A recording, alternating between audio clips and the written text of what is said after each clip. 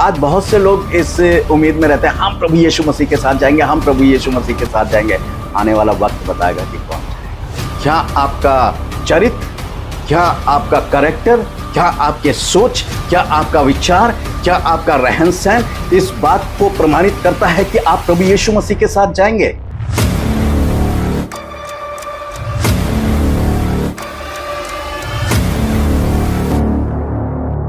प्रभु यीशु मसीह के मधुर नाम में आप सबको जय मसीह की। प्रभु आप सबको बहुतायत से आशीष दे, आमीन।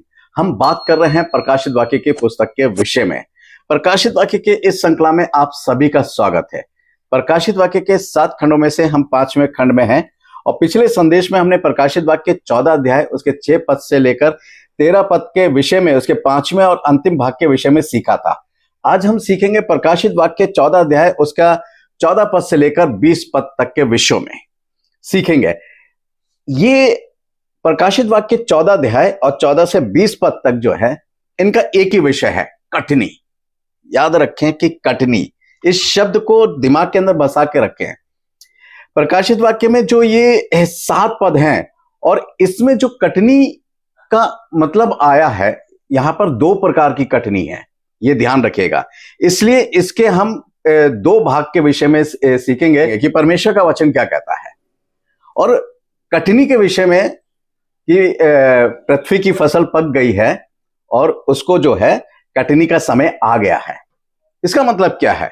यानी पृथ्वी की फसल पक गई है और कटनी का समय आ गया है। इसका मतलब है कि जो न्याय करने का समय है परमेश्वर का, वो अब आ पहुंचा है और धर्मी और अधर्मी दोनों का न्याय करने के लिए परमेश्वर जो है अब इस दुनिया के अंदर विराजमान हो रहा है, यानी स्वर्ग से उतर कर आ रहा है। ये कटनी के विषय में इस बात को अच्छे से समझ ले। पहली कटनी जो है, जब आप प्रकाशित वाक्य 14 अध्याय उसका 14 से 16 पद तक पढ़ेंगे तो वहां पर जो है वो पहली कटनी के विषय में है। और ये पहली जो कटनी है, ये धर्मियों की कटनी है और ये कटनी जो है प्रभु यीशु मसीह के द्वारा जो है वो काटी जाएगी। जी हां, ये इस बात को ध्यान में रखें कि कटनी का जो समय है वो आ पहुंचा है और पहली जो कटनी है वो धर्मियों की कटनी है और वो प्रभु यीशु मसीह के द्वारा काटी जाएगी। आप मत्ती 24 और उसका 30 और 31 पद पढ़ सकते हैं। मैं आपको रेफरेंस दे रहा हूं, आप उसको पढ़ सकते हैं। दूसरी कटनी जो है प्रकाशित वाक्य 14 अध्याय उसके 17 पद से लेकर 20 पद तक है। यहां पर जो दिया गया है, ये दूसरे प्रकार की जो कटनी है, ये दुष्टों की कटनी है। ये जो कटनी है ये स्वर्गदूतों के द्वारा आएगा। न्याय की बात नहीं कर रहा हूं, कटनी की बात कर रहा हूं कि वो जो है स्वर्गदूतों के द्वारा जो है वो होगा। अब पहली कटनी धर्मियों की जो है वो प्रकाशित वाक्य 14 अध्याय 14 से 16 तक में है, जिसको हमने अभी सुना है।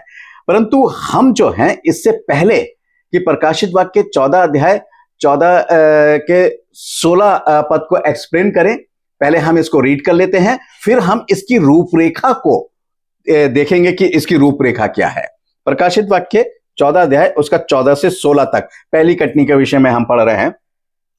मैंने दृष्टि की और देखो एक उजला बादल है और उस बादल पर मनुष्य के पुत्र सरीखा कोई बैठा है, जिसके सिर पर सोने का मुकुट और हाथ में चौका हसुआ है।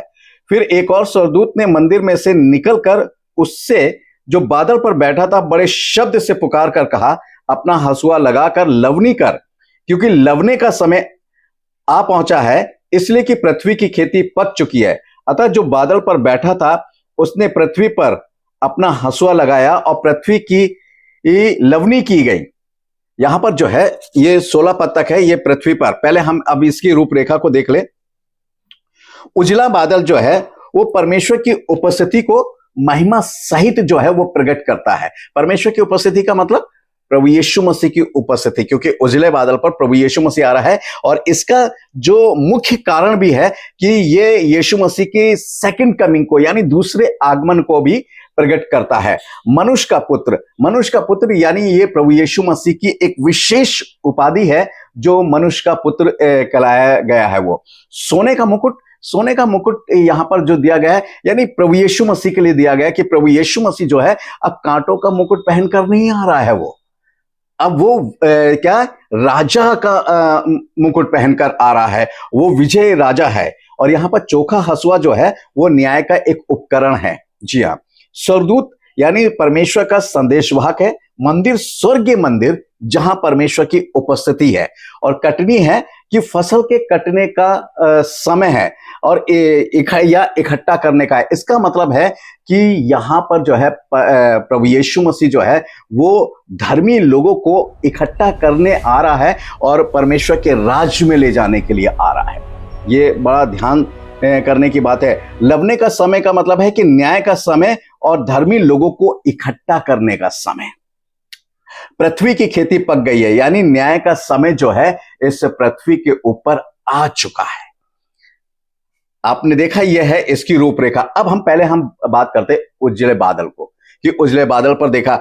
बादल पर अक्सर जब आप बादल के विषय में परमेश्वर के वचन से पढ़ेंगे तो उसमें परमेश्वर की उपस्थिति को प्रकट किया गया है या परमेश्वर की सामर्थ को जो है वो प्रकट किया गया है। आप जब भी आप पढ़ेंगे और उसमें जो है परमेश्वर की उपस्थिति के जो है संकेत मिलते हैं। आप निर्गमन 13:21, मत्ती 17:5 और इसके साथ में आप गिनती 10:34, व्यवस्था विवरण 1:33, व्यवस्था विवरण 31:15 और अय्यूब 26:8 और भजन संहिता 97 और उसका 2 पद भी पढ़ सकते हैं। यहां पर उजले बादल की जो बात है, जैसा कि एक उदाहरण के तौर पर हम देखते हैं कि जब प्रभु यीशु मसीह का रूपांतरण हुआ, मत्ती 17 अध्याय को जब आप पढ़ेंगे, स्टार्टिंग से ही पढ़ेंगे, जब प्रभु यीशु मसीह का ईश्वरीय रूपांतरण हुआ और जिसको याकूब और पतरस और यूहन्ना ने, इन तीनों ने देखा।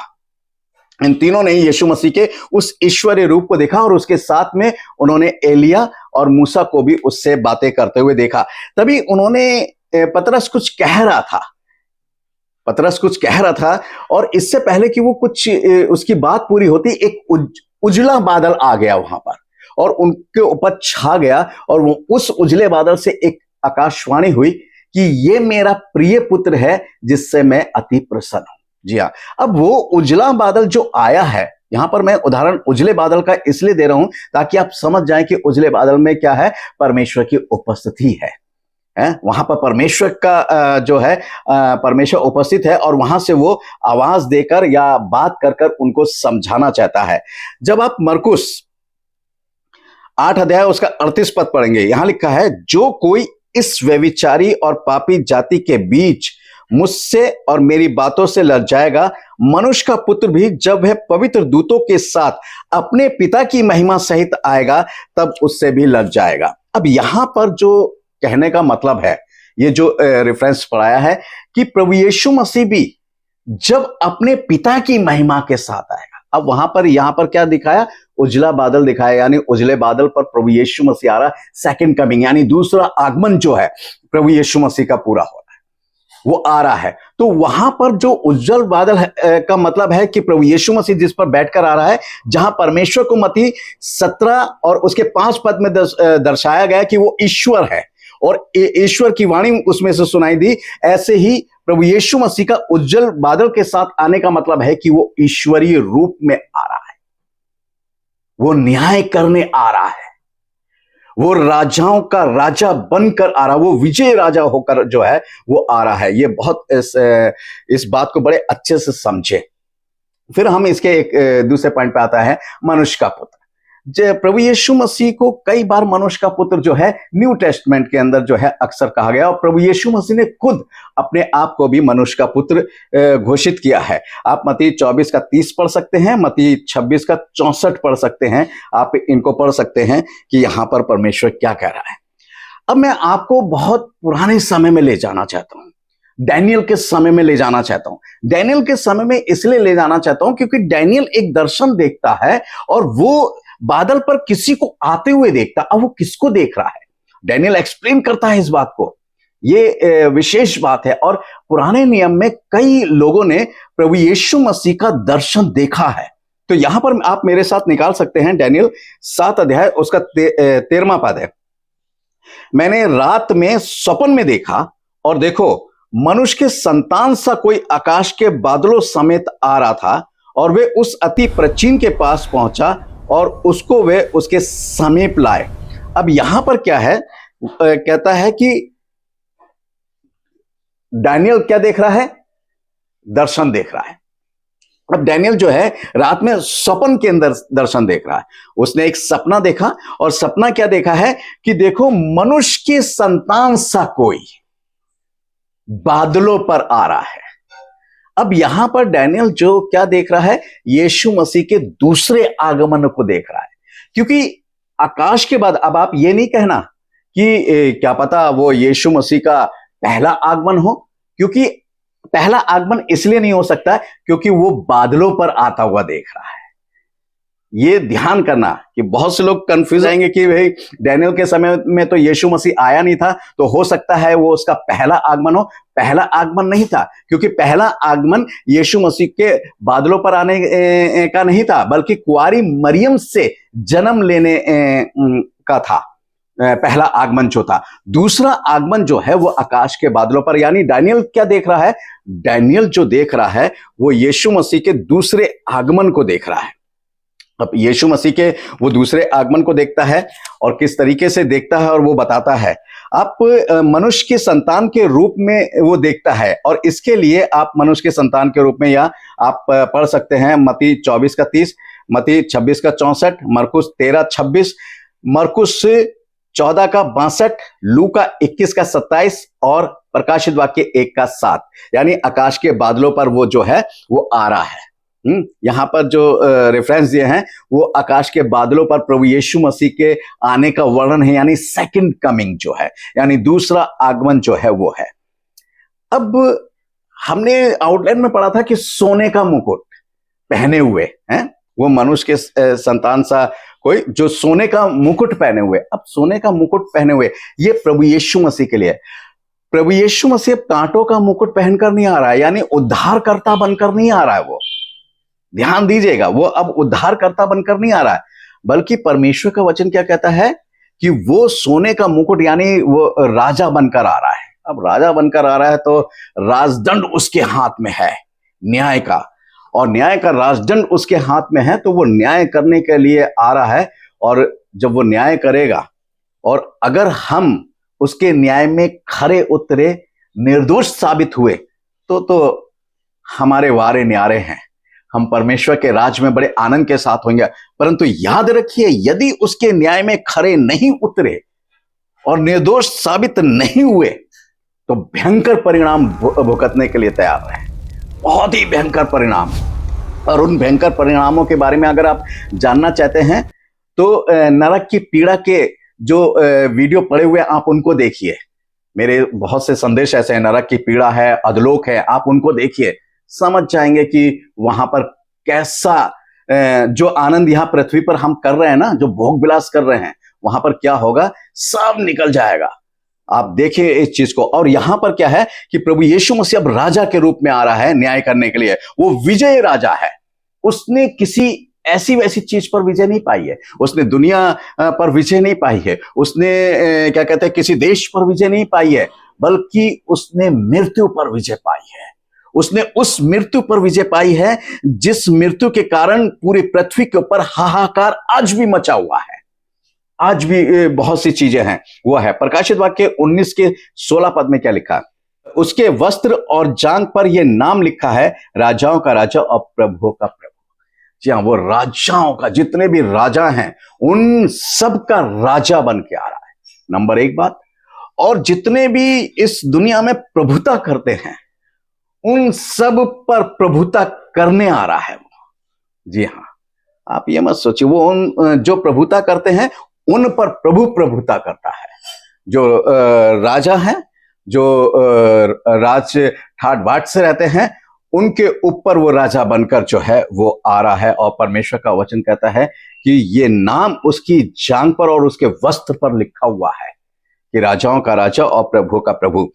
चोखा हसुआ जो है उसके हाथ में जो है चोखा हसुआ है, जिसका अर्थ है कि ये न्याय का एक उपकरण है कि परमेश्वर जो है कि प्रभु यीशु मसीह जो है वो न्याय करेगा, और उसका न्याय बड़ा सटीक होता है। धर्मियों की फसल काटना, चोखा जो है फसल काटने का एक उपकरण होता है। तो धर्मियों की फसल काटने के लिए प्रभु यीशु मसीह आ रहा है। और ये ध्यान रखें कि प्रभु यीशु मसीह जब आता है तो कौन उसके साथ जाएगा। आज बहुत से लोग इस उम्मीद में रहते हैं, हम प्रभु यीशु मसीह के साथ जाएंगे, हम प्रभु यीशु मसीह के साथ जाएंगे। आने वाला वक्त बताएगा कि कौन जाएगा। अभी बहुतों को ये आशा है, बहुतों को ये उम्मीद है, परंतु आप आशा रखते हैं, बहुत अच्छी बात है। आप उम्मीद है, आप विश्वास रखते हैं, बहुत अच्छी बात है।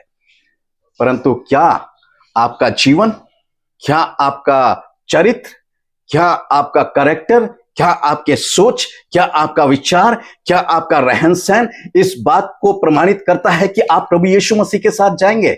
वो कहता है किसी दूसरे को नहीं, अपने आप को जांचो। जब हम अपने आप को जांचते हैं, अपने आप को परखते हैं, तब हम समझते हैं कि हम प्रभु यीशु मसीह के साथ परमेश्वर के राज्य में जाएंगे या नहीं जाएंगे। कहने से नहीं कि हम प्रभु के राज्य में होंगे, हमें विश्वास है। विश्वास तो बहुतों को है, इतने लोगों को। कहता परमेश्वर का वचन क्या कहता है ना, बुलाए हुए तो बहुत हैं परंतु चुने हुए थोड़े हैं। जब मैं इस बात को बोलता हूं ना कि बुलाए हुए तो बहुत है परंतु चुने हुए थोड़े हैं, तो मुझे मिस्र से निकलते हुए इजरायली दिखाई देने लगते हैं। कि जब परमेश्वर मिस्र से इजरायलियों को निकाल कर लाया तो परमेश्वर का वचन कहता है कि वहां पर जो पुरुषों की संख्या दी गई है, जो पुरुष थे 20 साल से ऊपर के जो पुरुष थे, वो 6 लाख थे करीब। और कनान देश में सिर्फ 2 पहुंचने पाए, सिर्फ दो लोग पहुंचने पाए। अब सोचिए कि मिस्र से निकाले हुए तो जाने कितने लोग थे, कितने लोग, 6 लाख के मतलब स्त्री और पुरुष जो थे, और 20 साल से जो नीचे थे वो नहीं गिने गए थे, नहीं तो 15-16 लाख करीब भीड़ होती।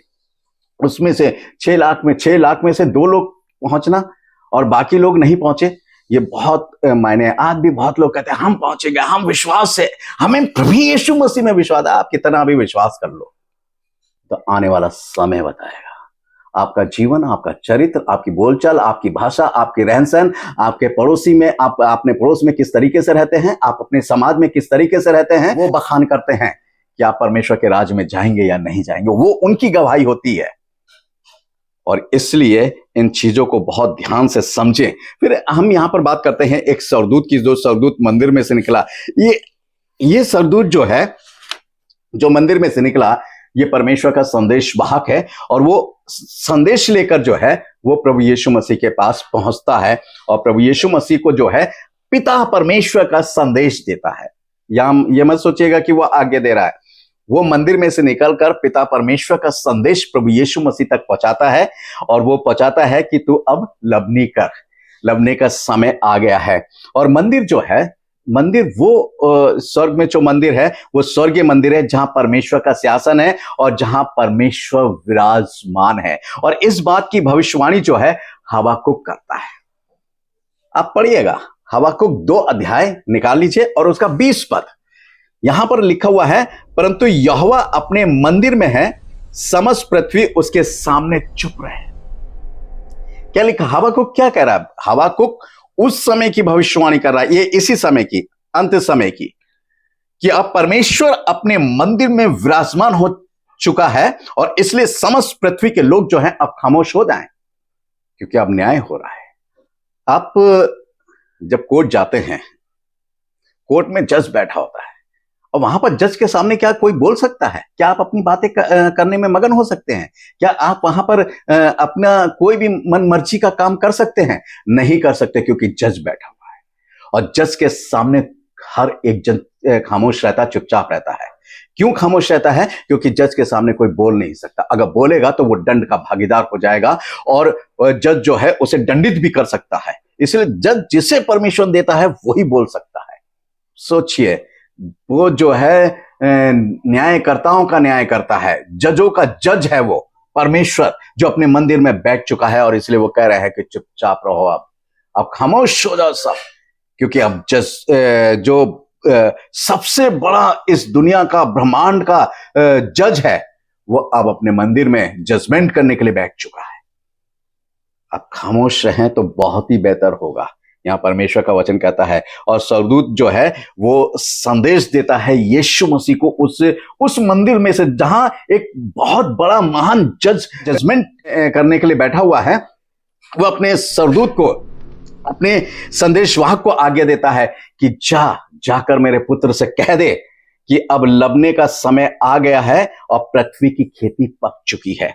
यहां पर वो कहता है लबने का समय आ चुका है और पृथ्वी की खेती जो है वो पक चुकी है। आप जब देखेंगे खेती का मतलब क्या होता है, मैं आपको यह भी बता देना चाहता हूं। आप जब मत्ती 13 अध्याय उसका 38 पद पढ़ेंगे ना, तो वहां लिखा हुआ है खेत संसार है। यानी संसार की खेती जो है, मनुष्यों की जो काम है अब वो पूरे हो चुके हैं, वो पक चुके हैं। अब उनके उन कामों का जो है न्याय करने का समय आ पहुंचा है। अब वो न्याय करने के लिए परमेश्वर उतर आया है।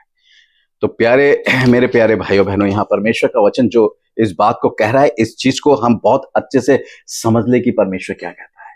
आप जानते हैं प्रकाशित वाक्य 14 के 16 पद में क्या लिखा है, अतः जो बादलों पर बैठा है उसने पृथ्वी पर अपना हंसुआ लगाया। जैसे ही उसके पिता ने ये आज्ञा उसको दी कि मेरे बेटे अब पृथ्वी की खेती पक चुकी है, अब मनुष्यों के काम जो है वो पक चुके हैं, पूरे हो चुके हैं, अब तू मनुष्यों की खेती कर, खेती को काट ले। और उसने अपना हंसुआ पृथ्वी पर लगाया, अर्थात प्रभु यीशु मसीह ने जो है वो न्यायकर्ता के रूप में, न्यायाधीश के रूप में जो है प्रकट हो चुका, और वो अपना न्याय कर रहा है उन्हीं को जो निर्दोष हैं, जो धर्मी हैं, जो उसकी आज्ञा का पालन करते रहे हैं, जो उसके वचन को हमेशा पूरा करते रहे हैं, जो उसके वचन को जैसा लिखा वैसे ही मानते रहे हैं, उनको ऊपर बुला रहा है, तुम आ जाओ मेरे साथ। चारों दिशाओं से वो कह रहा है कि तुम आ जाओ, क्योंकि पिता किसी का न्याय नहीं करता है। मैं आपको रेफरेंस दे रहा हूं, आप पढ़ लीजिएगा, यूहन्ना 5 उसके 22 पद में, पिता किसी का न्याय नहीं करता परंतु न्याय करने का सब काम पुत्र को सौंप दिया है। पिता किसी का न्याय नहीं करता, उसने पुत्र के हाथ में, बेटा न्याय तू ही करेगा, मेरे पुत्र न्याय तू ही। यानी प्रभु यीशु मसीह सबका न्याय करेगा। और प्रभु यीशु मसीह पक्षपात नहीं करता है, जैसे आज के समय में लोग जो है पक्षपात करके न्याय करते हैं, मुंह देखकर न्याय करते हैं। अच्छे लोग होंगे, पैसे वाले होंगे, धनवान होंगे, उनका न्याय अलग होगा, पावर वाले होंगे, उनका न्याय अलग होगा, एक गरीब तुच्छ और गिरा हुआ होगा, उसका न्याय अलग होगा। हर एक महकमे में चले जाइए, पक्षपात आपको मिल जाएगा। परंतु जब प्रभु यीशु मसीह न्याय करेगा तो वो किसी का पक्षपात नहीं करेगा। ये ध्यान रखें, आप कितने भी धनवान क्यों ना हो, आप कितने भी पावरफुल क्यों ना हो, आप कितनी भी इमेज आप इस दुनिया में क्यों ना रखते हो, कितनी भी बड़ी हस्ती क्यों ना हो, किसी भी देश के आप चाहे राष्ट्रपति हो, चाहे प्रधानमंत्री हो, चाहे कुछ भी क्यों ना हो, न्याय सबका एक समान होगा। अगर आप दंडित पाए गए जरा सा भी, तो नरक के भागीदार होंगे, और परमेश्वर जो है वो प्रभु यीशु मसीह जो है सीधे नरक में डालेगा ले जाकर। और इसलिए वो कहता है कि न्याय करने का काम जो है वो पुत्र के हाथ में, प्रभु यीशु मसीह के हाथ में सौंपा गया है। और प्रभु यीशु मसीह इस दुनिया में उसने बहुत कुछ सहा, परंतु उसने गलत बात को हामी नहीं भरी, उसने गलत काम के लिए कोई अपना मुंह नहीं खोला, वो ही करता रहा। और इसलिए वो कहता भी है कि तुम्हारी बात हां की हां और ना की ना होनी चाहिए।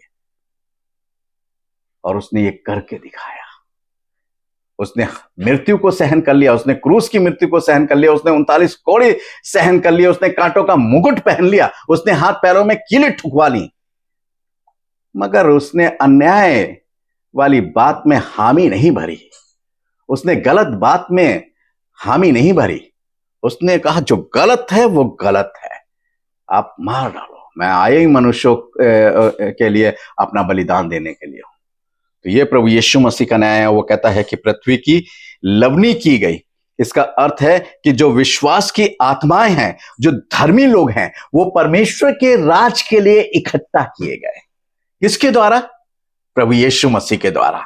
अब प्रभु यीशु मसीह के द्वारा जो है, जब धर्मी लोग, विश्वासी लोग इकट्ठा किए गए, मगर कैसे? मैं फिर आपको एक बात बताना चाहता हूं चलते चलते। आप अपने आप को विश्वासी कह रहे हैं, विश्वासी कहने से आप प्रभु के राज में नहीं होंगे। वो आपके चरित्र को देखेगा, वो आपके सोच को देखेगा, वो आपके प्रेम को देखेगा कि आपने इस दुनिया में किससे प्रेम रखा। अपने शत्रुओं से भी प्रेम करो। वो कहता है कि आपने अपने शत्रुओं से प्रेम करा या उससे नफरत करते रहे। वो कहता है अपने सताने वालों के लिए प्रार्थना करो, अपने सताने वालों को श्राप देते रहे या प्रार्थना करते रहे। बहुत सी चीजें हैं, जो वो देखेगा, जांचेगा, परखेगा, तब परमेश्वर के राज्य में ले जाएगा, अगर ले जाने के हकदार हुए तो, नहीं तो सीधे नरक। फैसला आपके हाथ में है कि पहली कटनी के भागीदार हो या दूसरी कटनी के भागीदार हो। पहली कटनी के भागीदार होंगे जो प्रभु यीशु मसीह के द्वारा होगी तो सीधे स्वर्ग में प्रवेश करेंगे, और दूसरी कटनी के अगर भागीदार हुए तो सीधे नरक में प्रवेश करेंगे। फैसला आपके हाथ में, हमें कौन सी कटनी में सम्मिलित होना है, कि प्रभु के द्वारा या स्वर्गदूतों के द्वारा। फैसला आप कीजिए। प्रभु आप सबको आशीष दे। आमीन।